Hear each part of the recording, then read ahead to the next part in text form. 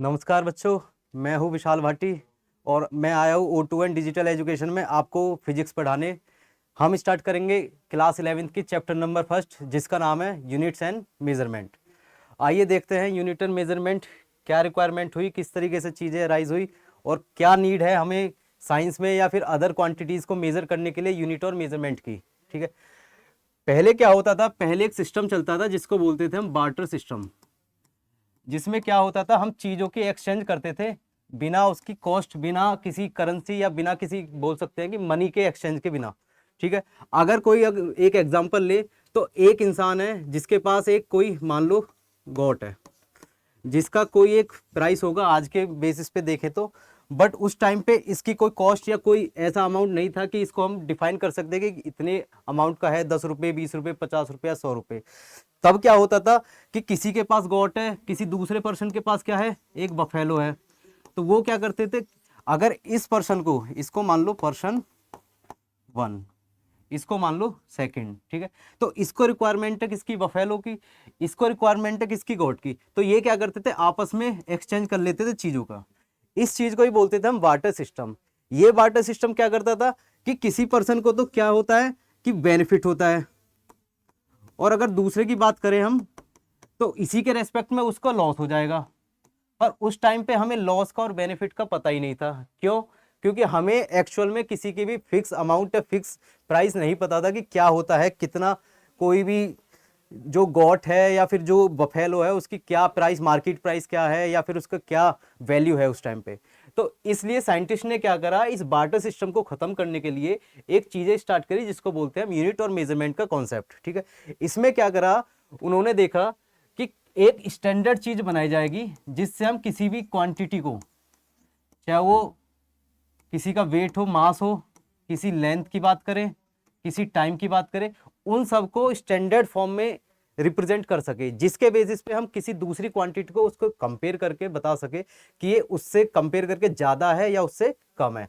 अब इस चीज को देखते हैं दूसरी तरीके से। देखिए, जब यूनिट सिस्टम बनाया गया तो यूनिट्स बनाई गई और उन यूनिट्स को देख के ये देखा गया कि कितनी चीजें हैं जिसको हम मेजर कर सकते हैं, और उनको बोल दिया गया फंडामेंटल क्वांटिटीज। ठीक है, अब ये फंडामेंटल क्वांटिटीज की अगर बात करूं तो साइंटिस्ट ने 7 क्वांटिटीज बनाई इसमें। जैसे कि अगर पहले की बात करूं मैं तो सबसे पहले आई length, second mass,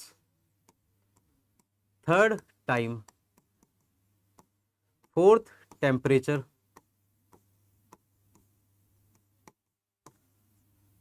fifth amount, amount of substance, sixth intensity. Length की अगर बात करूं तो लेंथ को उन्होंने मेजर करना अच्छा समझा किसमें, मीटर में। मास की अगर बात करूं तो मास को उन्होंने समझा कि इसको नापेंगे किसमें, किलोग्राम में। टाइम की बात करूं तो टाइम को उन्होंने मेजर करा किसमें, सेकंड्स में। टेम्परेचर को करा केल्विन, अमाउंट को करा मोल में, और इंटेंसिटी को करा कैंडेला में।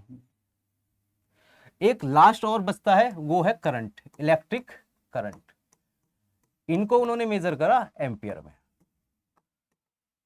अब उन्होंने कहा कि ये 7 क्वांटिटीज ये है कि हमारे यूनिवर्स में जो भी चीजें हैं हम उनको मेजर कर सकते हैं इन सिर्फ 7 क्वांटिटीज में।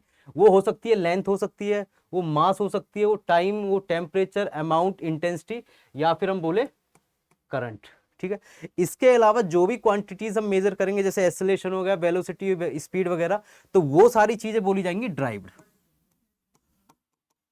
और क्योंकि ये सारी चीजें क्या है, बेसिक है, इनको उन्होंने नाम दे दिया कि ये कौन सी क्वांटिटीज है, fundamental, fundamental quantities.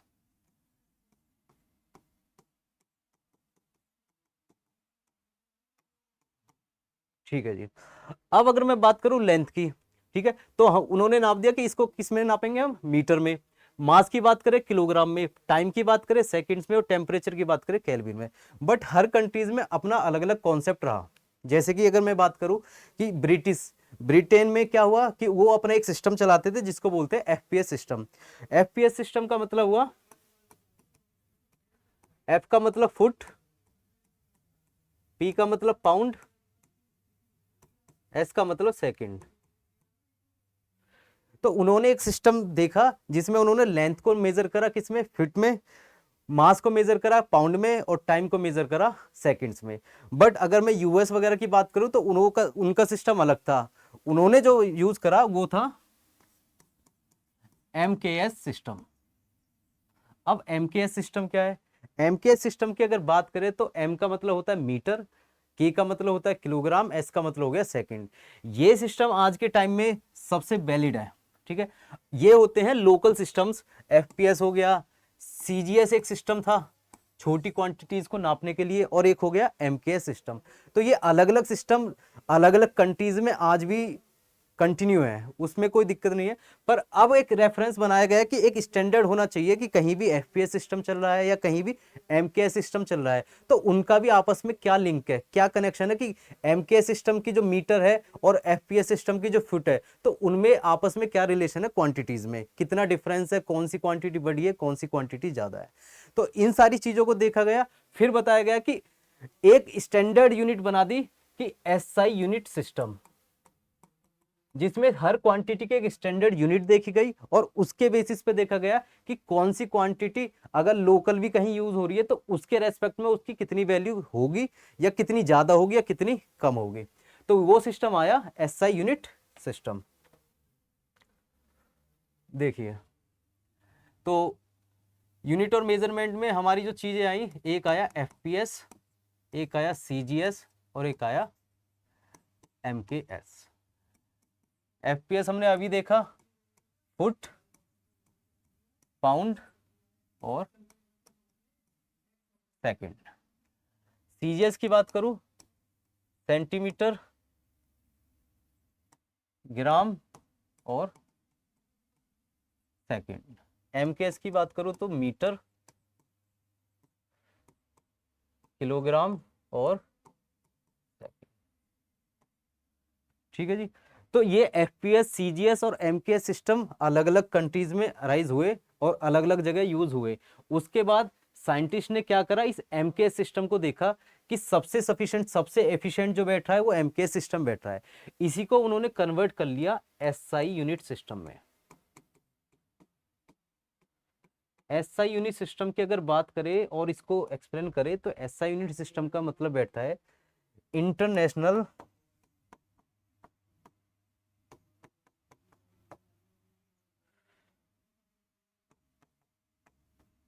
Standard of units. ठीक है। आज के टाइम पे भी अगर हम बात करें, एक एग्जांपल ले, जैसे कि हमने पढ़ा है फोर्स, तो फोर्स की एक यूनिट होती है जिसको बोलते हैं हम न्यूटन। ठीक है। अगर मैं फोर्स की बात करूं तो फोर्स इक्वल टू होता है मास इनटू एक्सेलरेशन। मास की अगर मैं क्वांटिटी की यूनिट की बात करूं तो मास की होती है किलोग्राम, एक्सेलरेशन की यूनिट होती है मीटर पर सेकंड स्क्वायर। ठीक है। अब इसमें अगर बात कर रहा हूं मैं कि SI यूनिट सिस्टम की अगर बात करूं तो इंटरनेशनल स्टैंडर्ड ऑफ यूनिट्स की बात करूं तो इसमें एक केजी यूज हो रहा है, एक मीटर यूज हो रहा है,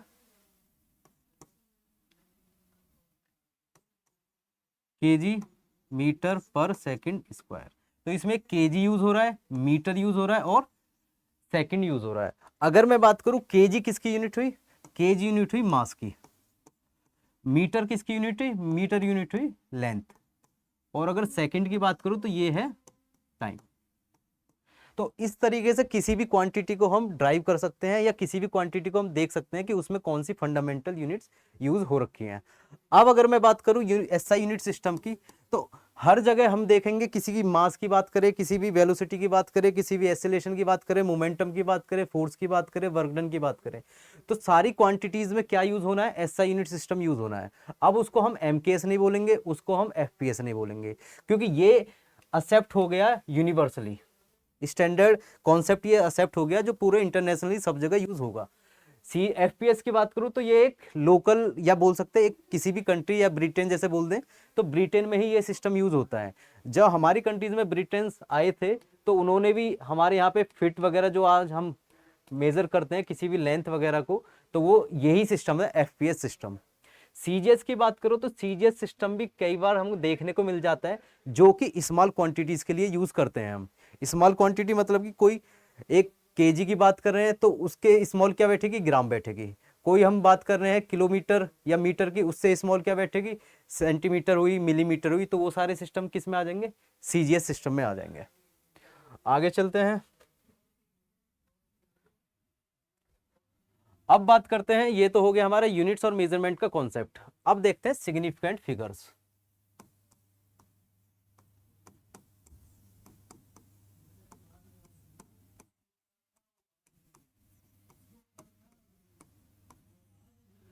सिग्निफिकेंट फिगर्स की बात करें तो कोई भी हम अगर वैल्यू देखते हैं, कोई भी नंबर्स देखते हैं तो उसमें डिजिट्स होती हैं। अगर उन डिजिट्स की बात करें तो उनमें कितनी डिजिट्स है जो सिग्निफाई कर रही है उसकी वैल्यूज को, उसकी एक पहचान बना रही है कि भाई ये वैल्यू जो भी हमारी क्वांटिटी है वो कितनी सिग्निफिकेंट या कितने प्रिसाइज हो सकती है। ये सिग्निफिकेंट फिगर्स की अगर बात करें, कोई भी नंबर का अगर मैं बात करूं 28567, अगर इस नंबर की बात करूं तो इसमें कितने सिग्निफिकेंट फिगर्स होंगे, तो हम देख के ही अंदाजा लगा सकते हैं कि ये सारे नंबर्स जो हैं ये क्या है, सिग्निफिकेंट फिगर्स है। 1 2 3 4 5, तो इसमें 5 सिग्निफिकेंट फिगर्स है, मतलब कि ये नंबर जो है 5 डिजिट तक जा रखा है, तो यही बोला जाता है हमारा सिग्निफिकेंट फिगर्स। इसके होते हैं कुछ बेसिक रूल्स कि किस तरीके से सिग्निफिकेंट फिगर्स किस में काउंट कर सकते हैं हम। तो पहला रूल तो यही है कि all non zeros numbers are significant figures. अब नॉन जीरोज नंबर क्या है, जीरो से अलग 1 2 3 4 5 6 7 8 9 जो भी नंबर्स है हमारे नेचुरल नंबर, वो सारे क्या बोले जाएंगे, वो सारे बोले जाएंगे सिग्निफिकेंट फिगर्स। सेकंड कंडीशन की अगर मैं बात करूं तो जीरोज इन बिटवीन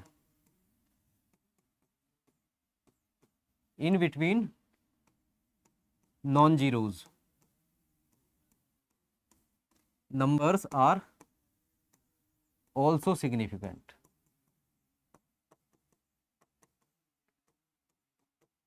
तो इसकी अगर बात करूं तो जैसे 20856 ये एक नंबर है जिसमें जीरो कहाँ है, लाई कर रहा है एक नॉन जीरो 8 और 2 के बीच में।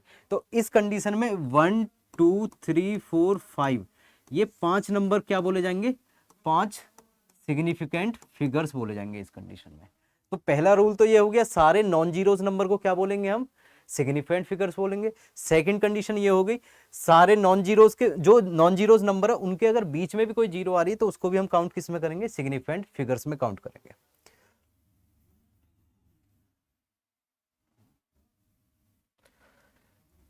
अगला कॉन्सेप्ट जो है इसमें वो है कि all zeros after non zeros are insignificant.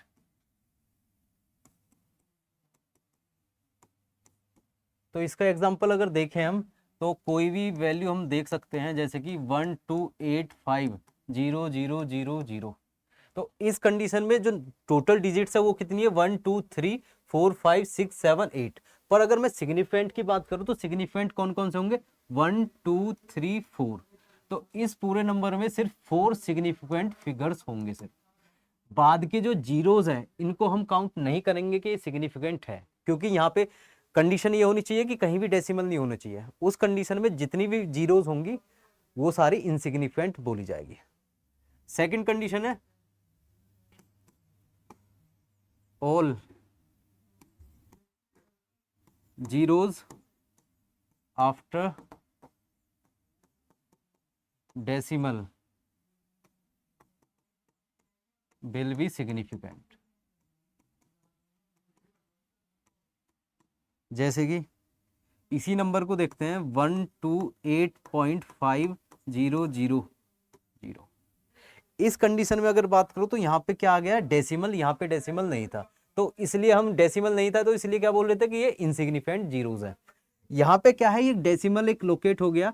अब इस कंडीशन में 1 2 3 4 यहाँ तक तो हमें पता है नॉन जीरोज है, तो ये क्या होंगे, सिग्निफिकेंट फिगर्स होंगे। बट ये जो जीरोज एक्स्ट्रा दे रखी हैं इनको भी हम किस में काउंट करेंगे, सिग्निफिकेंट फिगर्स में ही काउंट करेंगे। तो टोटल कितने नंबर हुए, 1 2 3 4 5 6 7। टोटल 7 सिग्निफिकेंट फिगर्स इसमें बने। तो ये एक कंडीशन है किसकी, कि कहीं भी अगर डेसिमल आ जाता है तो डेसिमल के बाद उस कंडीशन में जितनी भी जीरोस होंगी वो सारी क्या मानी जाएंगी, सिग्निफिकेंट मानी जाएंगी। एक कंडीशन और बनती है, all zeros before decimal will be insignificant. अब जीरोस की बात करें तो इसका एग्जांपल हम लेते हैं कि 0.0123, ये कोई एक एग्जांपल ले लिया। यहाँ पे हमारे पास ये डेसिमल है, डेसिमल डिनोट कर रहा है कि नंबर की जो वैल्यूज है वो 1 से छोटी है, आगे जीरो है, पॉइंट के बाद जीरो है। तो इस कंडीशन में कितने सिग्निफिकेंट फिगर्स होने चाहिए। तो सिग्निफिकेंट पहली चीज तो ये कि नॉन जीरोज नंबर तो है इसके पास, तो 3 सिग्निफिकेंट तो हमको दिख रहे हैं, ये जीरोज आ रहे हैं पॉइंट के पहले भी और पॉइंट के बाद भी, ठीक है। तो ये दोनों जीरोस कहीं काउंट नहीं होंगे, तो इनको हम सिर्फ बोलेंगे 3 सिग्निफिकेंट फिगर्स इसमें कंक्लूड हो जाएंगे। ये आगे हमारी लास्ट कंडीशन जिसमें बताएंगे कि कितने सिग्निफिकेंट फिगर्स है, कितने सिग्निफिकेंट फिगर्स नहीं है। तो ये कॉन्सेप्ट किसका हुआ, सिग्निफिकेंट फिगर्स का। अब कुछ बेसिक रूल है कि मल्टीप्लाई करते हैं सिग्निफिकेंट फिगर्स को, सिग्निफिकेंट नंबर्स को, या डिवाइड करते हैं, ऐड करेंगे या सब्ट्रैक्ट करेंगे, तो उस कंडीशन में हमारे सिग्निफिकेंट फिगर्स पे क्या इंपैक्ट पड़ेगा। तो नेक्स्ट रूल देखते हैं हम। पहला देखेंगे मल्टीप्लिकेशन का। मल्टीप्लिकेशन और डिवीजन फॉर सिग्निफिकेंट नंबर्स, ठीक है। कोई भी अगर नंबर देखें हम, दो नंबर सब अपने मान लेते हैं 2.684, कोई सेकंड नंबर है 5.2, ठीक है। तो अब मल्टीप्लाई करें या इसको डिवाइड करें, तो इसमें होना क्या चाहिए कि कोई भी नंबर 2.684 डिवाइडेड बाई 5.2, तो जो आएगा रिजल्ट इसका, उसमें सिग्निफिकेंट फिगर्स कितने आने चाहिए। तो इसका बेसिक रूल ये है कि जो least number of significant figures हैं कोई भी डिजिट में, फर्स्ट हो या सेकंड की बात करूं, इसमें कितने सिग्निफिकेंट फिगर्स हैं 1 2 3 4 4, इसमें कितने हैं 2। तो जो आंसर आएगा तो उसमें कितने सिग्निफिकेंट फिगर्स आने चाहिए, सिर्फ 2 सिग्निफिकेंट फिगर्स आने चाहिए। ये रूल है, या तो हम मल्टीप्लाई करें तब भी ये रूल लगेगा, या हम डिवाइड करें तब भी ये रूल लगेगा। सिग्निफिकेंट नंबर्स वो आने चाहिए जो लीस्ट नंबर में हो दोनों नंबर्स में से। तो इसको बोलेंगे हम कि ये है रूल किसका, मल्टीप्लिकेशन का या फिर डिवीजन का। सेकंड कंडीशन जो आती है वो है एडिशन और सब्ट्रैक्शन की।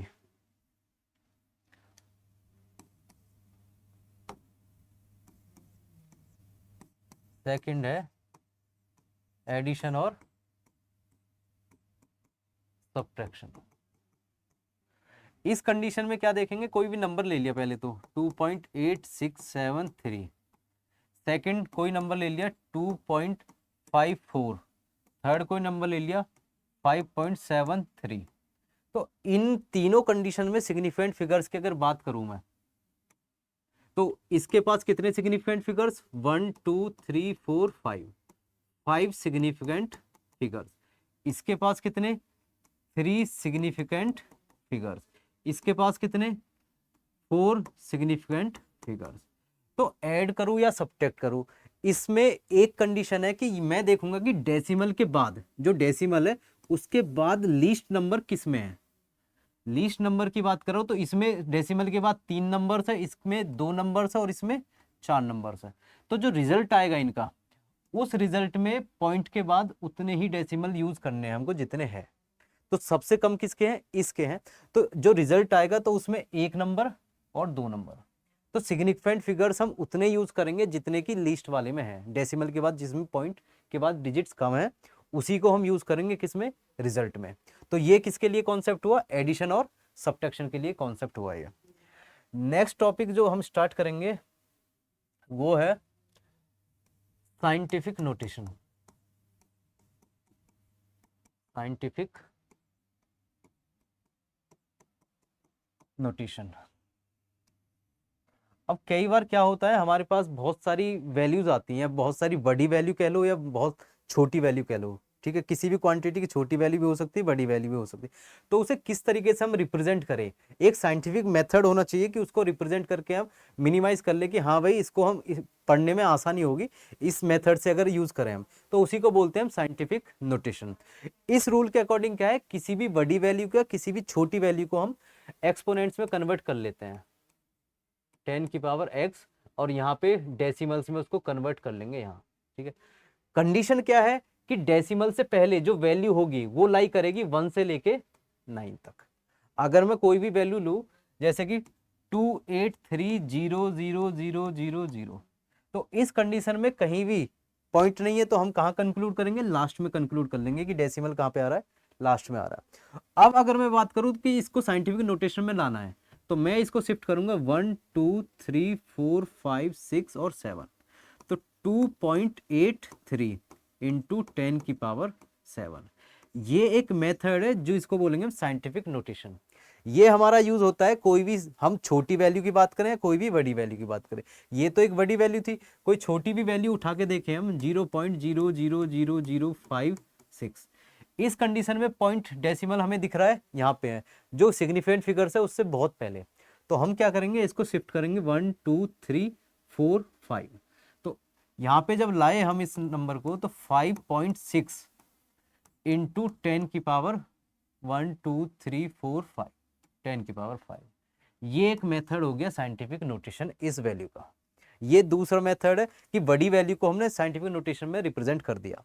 अब बात आती है, अगर कोई हमसे बोले कि 28.3 इंटू 10 की पावर 6, क्या इसकी वैल्यू सेम है? हाँ बिल्कुल सेम है, ये वैल्यू और ये वैल्यू सेम है, बस फर्क क्या है, ये साइंटिफिक नोटेशन में नहीं है, ये साइंटिफिक नोटेशन में है। ठीक है जी। या फिर कोई तुमसे बोले कि 0.283 इंटू 10 की पावर 8, तो ये भी वैल्यू सेम ही है, बट ये साइंटिफिक नोटेशन में नहीं है।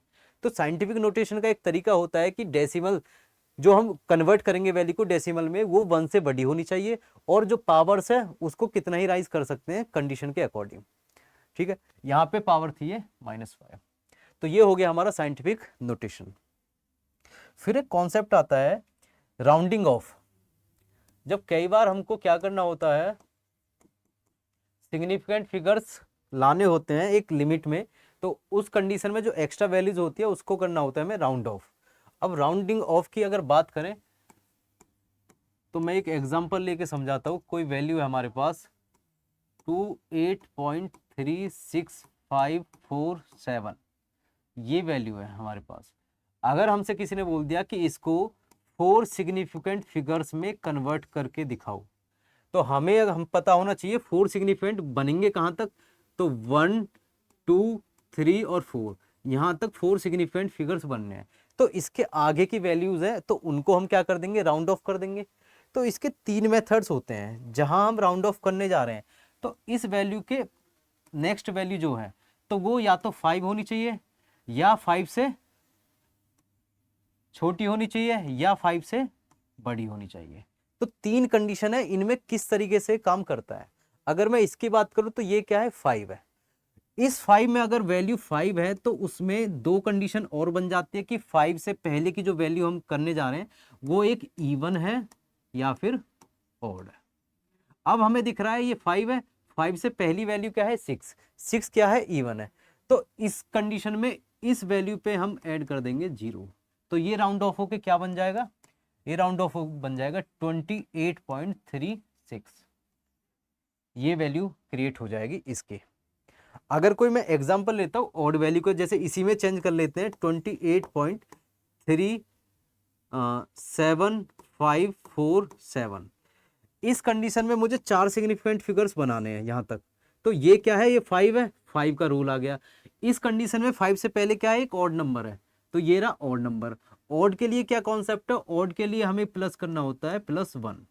तो मैं क्या करूंगा, इस नंबर में +1 कर दूंगा और सबको 0 कर दूंगा, तो ये नंबर बन जाएगा मेरा 28.38।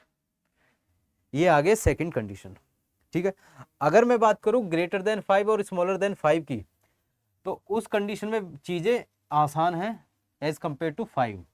तो मैं कोई वैल्यू ले रहा हूं, जैसे मान लो 58647, ये रहा। किसी ने बोल दिया 4 सिग्निफिकेंट फिगर्स बनाने, तो हमें 4 सिग्निफिकेंट यहाँ तक दिख रहे हैं हमें। इसके बाद की वैल्यू क्या है, 7 है। इसके पीछे भी कुछ हो उससे हमें कोई मतलब नहीं है, ठीक है। लास्ट की वैल्यू देखेंगे जहां तक सिग्निफिकेंट बनाने, उसके अगली वैल्यू क्या है, वो है 7। 7 क्या है, 5 से बड़ी है, तो इसके लिए रूल होता है +1 वाला। तो हम क्या करेंगे, पिछली वैल्यू में +1 कर देंगे, तो ये वैल्यू क्या बन जाएगी, 586.5। तो ये आ गया हमारा किसका कॉन्सेप्ट, ये आ गया ग्रेटर देन 5 का। अगर यही वैल्यू हम कन्वर्ट कर ले 586.4328867, इसमें भी सेम कंडीशन, 4 सिग्निफिकेंट फिगर्स बनाने हैं हमको। तो मैं क्या करूंगा, अब मैं देखा कि अगली वैल्यू क्या है 3, जो कि क्या है 5 से छोटी है। तो इस कंडीशन में मुझे कुछ नहीं करना, ऐड 0, या फिर हम इसको नेगलेक्ट करके 0 कर देंगे। तो वैल्यू क्या बन जाएगी मेरी, 586.4, ये आएगा इसका आंसर। तो ये कॉन्सेप्ट था किसका, राउंडिंग ऑफ का। तो यूनिट और मेजरमेंट में आज के लिए यही छोड़ते हैं, जिसमें हमने यूनिट्स देखे, फंडामेंटल यूनिट देखे, ठीक है, हमने सिग्निफिकेंट फिगर्स देखे, साइंटिफिक नोटेशन देखे और राउंडिंग ऑफ देखा। अब जो हम करेंगे नेक्स्ट वीडियो में, वो देखेंगे हम कि हम किस तरीके से डायमेंशन एनालिसिस करेंगे किसी भी क्वांटिटी का, चाहे वो ड्राइव्ड हो या वो फंडामेंटल हो, ठीक है। तो आज की वीडियो के लिए सिर्फ इतना ही है। नेक्स्ट वीडियो में मिलते हैं और देखते हैं अगले टॉपिक्स, ठीक है। तो इस वीडियो को अगर पसंद आई है या जो भी हेल्पफुल रही है, तो इसको लाइक करें, सब्सक्राइब करें और शेयर करें ज़्यादा से ज़्यादा। और अपने दोस्तों को, अपने जो भी क्लासमेट्स हैं उनको भी बताएं कि ये टॉपिक है, ON2 डिजिटल एजुकेशन लाया है हमारे लिए अलग अलग वीडियोस, अलग अलग सब्जेक्ट की टॉपिक वाइज, ठीक है। थैंक यू, नमस्कार।